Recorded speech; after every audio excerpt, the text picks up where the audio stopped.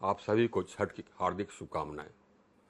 मेरी यह कामना है कि आपका पूरा परिवार, आपके पूरे परिवार पर सूर्य भगवान का, सूर्य देवता का आशीर्वाद बना रहे। साथियों, एक और मैसेज आपको देना है। अभी चुनाव का समय है। मैं आपसे बता चुका हूं कि अब बिहार के भविष्य के लिए यह चुनाव कितना महत्वपूर्ण है, और यह भी आपसे निवेदन कर चुका हूं कि आपके सामने जो भी कैंडिडेट्स हैं उसमें जो सबसे ईमानदार कैंडिडेट है उसको वोट करें। और अगर सभी कैंडिडेट भ्रष्ट हैं या चरित्रहीन हैं या क्रिमिनल्स हैं तो आप अपना वोट नोटा को दे दें। आज मैं एक चीज़ और आपको बताना चाहता हूं। अभी राष्ट्रीय जनता दल और इंडिया गठबंधन ने अपने मुख्यमंत्री का कैंडिडेट घोषित किया है।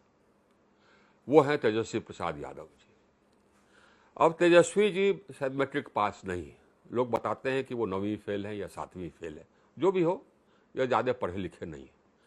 तो यदि ज़्यादा पढ़े लिखे नहीं हैं तो ये प्रांत को क्या देंगे, इनको ज़्यादा समझ होगा ही नहीं, कुछ पढ़े लिखे ही नहीं हैं। ये प्रांत का कैसे नेतृत्व करेंगे, एक यह प्रश्न उठता है। क्योंकि प्रांत को चलाने के लिए पढ़ा लिखा होना आवश्यक है। दूसरा यह भी पहलू है कि इनके ऊपर भ्रष्टाचार के मुकदमे चल रहे हैं, यह भी प्रश्न है। तो अगर मुख्यमंत्री के तौर पर मेरा मानना है कि ये तो तेजस्वी प्रसाद यादव जी तो बिल्कुल सक्षम नहीं सिद्ध होंगे, अनउपयुक्त होंगे। अब दूसरे कौन है? तो नीतीश जी हैं। भारतीय जनता पार्टी कहती है कि हम लोग नीतीश जी के नेतृत्व में चुनाव लड़ रहे हैं। यह नहीं कह रहे हैं कि उसके बाद, चुनाव के बाद नीतीश जी ही मुख्यमंत्री होंगे, लेकिन यह समझा जा रहा है कि शायद चुनाव के बाद नीतीश जी ही मुख्यमंत्री होंगे। लेकिन नीतीश जी का स्वास्थ्य सही नहीं है। ये तेजस्वी भी ये बात कह रहे हैं, ये सही है, और जनसुराज भी यह बात कर रहा है, वो भी सही है। इनको अब याददाश्त नहीं रह गई है और कुछ से कुछ करते रहते हैं। तो ज़्यादा दिन ये मुख्यमंत्री रहे भी, अगर मुख्यमंत्री पुनः चुनाव के बाद बनाए भी गए भाजपा द्वारा, तो ज़्यादा दिन चलेंगे नहीं। उसके बाद भाजपा अपना मुख्यमंत्री बनाएगी। तो भाजपा किसको मुख्यमंत्री बनाएगी? अब आप देख लें कौन कौन चेहरे हैं भाजपा के नेतृत्व में। भाजपा के नेतृत्व में एक चेहरा है सम्राट चौधरी जी, जो उप मुख्यमंत्री हैं। अब आप सम्राट चौधरी के बारे में तो जान चुके हैं। जनसुराज ने स्पष्ट कर दिया है कि हत्या के आरोपी रहे हैं, ज़्यादा पढ़े लिखे भी नहीं हैं, शायद 10वीं पास नहीं है, जैसा कि जनसुराज ने कहा। तो ये तो अब आप समझ जाएंगे कि कितने उपयुक्त होंगे मुख्यमंत्री बनने के लिए। दूसरे कौन है नेता? दूसरे नेता हैं भाजपा के, जो कि यहाँ पर भाजपा का संचालन करते हैं बिहार में, वो है नित्यानंद राय। उन पर भी हत्या के 2 मुकदमे रहे हैं, अपहरण के भी मुकदमे रहे हैं। तो वो भी उपयुक्त प्रतीत, वो तो आपराधिक पृष्ठभूमि के हो गए। तीसरे हैं दिलीप जायसवाल जी, जो भाजपा के अध्यक्ष है। अब दिलीप जायसवाल पर भी हत्या का आरोप रहा है और एक माइनॉरिटी का मेडिकल कॉलेज छीनने का आरोप रहा है। ये हैं भाजपा के कैंडिडेट्स। इसमें ये भी वैसे ही लोग हैं जैसे कि दूसरी तरफ राजद की हो। राजद का जो कैंडिडेट है, कम से कम उस पर हत्या इत्यादि का आरोप नहीं है, लेकिन भ्रष्टाचार का तो आरोप है।